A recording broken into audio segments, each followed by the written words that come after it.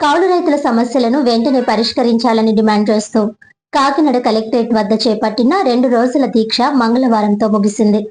ఈ సందర్భంగా సంఘం జిల్లా అధ్యక్షుడు ఎం రాజశేఖర్ మాట్లాడుతూ ప్రభుత్వం వెంటనే స్పందించి అసెంబ్లీలో ఈ అంశంపై చర్చ జరిపి కౌలు రైతులకు మేలు చేసే కొత్త చట్టం తీసుకురావాలని డిమాండ్ చేశారు. అన్నదాత సుఖీభవ పథకం డబ్బులు కౌలు రైతుల ఖాతాల్లో వేస్తామని ఇచ్చిన హామీని కూటమి ప్రభుత్వం వెంటనే అమలు చేయాలని ఆయన కోరారు. జిల్లా కార్యదర్శి వల్లు రాజుబాబు మాట్లాడుతూ పంట నష్టపరిహారం నిజంగా సాగు చేస్తున్న రైతులకు ఇవ్వాలని, అలాగే కేరళ తరహాలో బోనస్ ప్రకటించాలని అన్నారు. పెరుగుతున్న ఎరువుల ధరలను తగ్గించాలని, కౌలు కార్డు ఉన్నా లేకపోయినా సాగు చేస్తున్న రైతు పేరుతో ఈ క్రాప్ నమోదు చేయాలని ప్రభుత్వాన్ని కోరారు. ఈ దీక్షకు మద్దతుగా పలు ప్రజా సంఘాల నాయకులు పాల్గొన్నారు. కౌలు రైతులు లేకపోతే వ్యవసాయం ఉండదని నాయకులన్నారు. ఈ కార్యక్రమంలో వ్యవసాయ కార్మిక సంఘం, మహిళా సంఘాలు, రైతు సంఘాలు మరియు పలు రాజకీయ పార్టీల నాయకులు పాల్గొని మద్దతు తెలిపారు.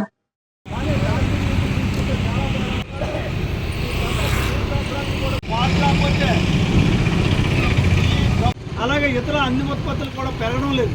కానీ ఇదికారులు రాకపోవడం వల్ల కనీసం పంటల రాష్ట్ర ప్రభుత్వం చేస్తున్నటువంటి కౌలు రైతులకు దగా చేస్తున్నటువంటి నిర్వాహకం ఏదైతే ఉన్నదో ఆంధ్రప్రదేశ్ కౌలు రైతు సంఘం ఆధ్వర్యంలో నిన్న ఈరోజు దీక్ష రాష్ట్ర వ్యాప్తంగా 26 జిల్లాల్లో జరుగుతూ ఉన్నది. దీనికి ఇప్పటికైనా ఈ రాష్ట్ర ప్రభుత్వం కౌలు రైతులు చేస్తున్నటువంటి దీక్షను దృష్టిలో పెట్టుకొని కౌలు రైతులు అడుగుతున్నటువంటి 1 నూతన కౌలు రైతుల చట్టం, 2 పంటల బీమా, 3 కౌలు రైతులకి ఏదైతే మొన్న పంట నమోదు చేశారో ఆ పంట నమోదు నష్టపరిహారం, అంతేకాకుండా 24, 25, 26 3 సంవత్సరాల రైతు భరోసా డబ్బులు ప్రతి సంవత్సరం 20,000 వేస్తామని చెప్పింది.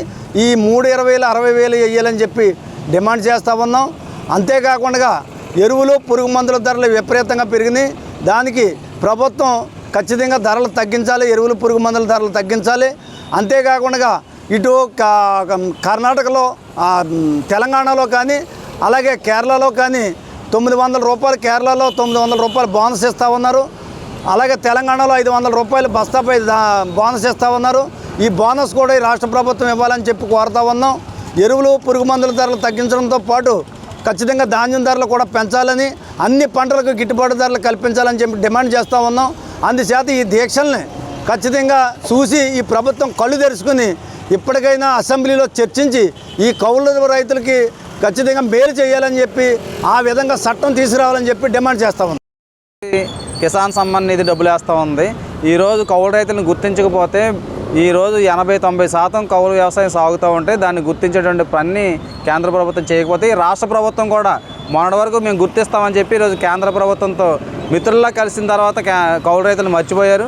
పవన్ కళ్యాణ్ గారు ఇచ్చిన మాటను మర్చిపోయారు, లోకేష్ గారు ఇచ్చినటువంటి మాటను మర్చిపోయారు. ఈరోజు 100% ఈ రాష్ట్రంలో కౌలు వ్యవసాయం సాగుతూ ఉంది. ఈ జిల్లాలో 4,000 కోట్ల రూపాయల పంట రుణ ప్రణాళిక, రాష్ట్రంలో సుమారు 70,000 కోట్ల రూపాయల పంట ప్రణాళిక ఉంటే కేవలం కౌలు రైతులకి 2,000 కోట్లు రాష్ట్రంలో, ఈ జిల్లాలో 150 కోట్లు మాత్రం ఇస్తూ ఉన్నారు.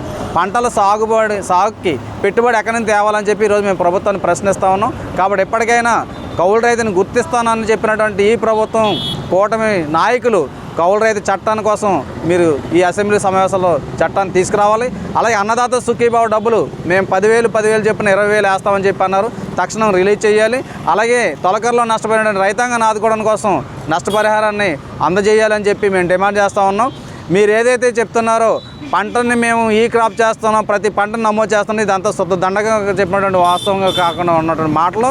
ఫీల్డ్లో ఎవరైతే సాగు చేస్తూ ఉన్నారో కౌలు రైతులందరూ కూడా ఈ క్రాప్లో నమోదు చేస్తేనే సరిగా వాళ్ళకి న్యాయం జరుగుతుంది.